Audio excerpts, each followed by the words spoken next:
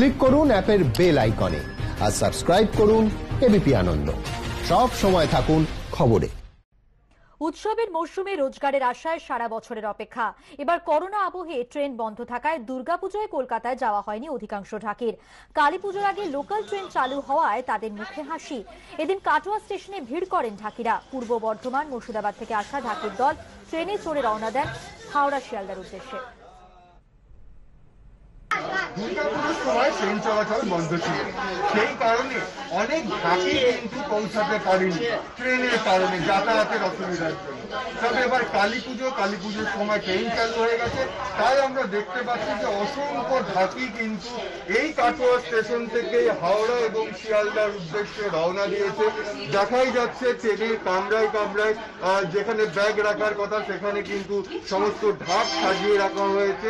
এবং যেটা ঢাকিরা জানাচ্ছিল যে হাজার খানেক মতো ঢাকি হবে, তারা বিভিন্ন জায়গা থেকে পূর্ব বর্ধমান, মুর্শিদাবাদ এই বিভিন্ন জায়গা থেকে তারা আসছে এবং তারা বলছিল যে দুর্গাপুজোর সময় যাতায়াতের কারণে তারা যেতে পারেনি এবং ট্রেন চালুর জন্য তাদের সুবিধা হয়েছে।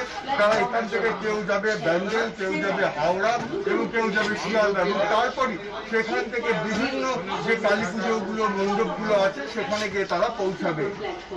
রানা দাস, এবিপি আনন্দ, পূর্ব বর্ধমান।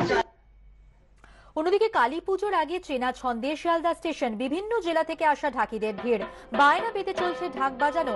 হাজির পুজো কমিটির উদ্যোক্তারাও। দুর্গাপুজোয় লোকাল ট্রেন চালু না থাকায় রোজগারে টান পড়েছে। কালী পুজোয় সেই ক্ষতি পুষিয়ে নেওয়ার পালা। উপরি পাওনা ঢাকের বলে করোনা কালে উৎসবের মেজাজ ফিরিয়ে আনা।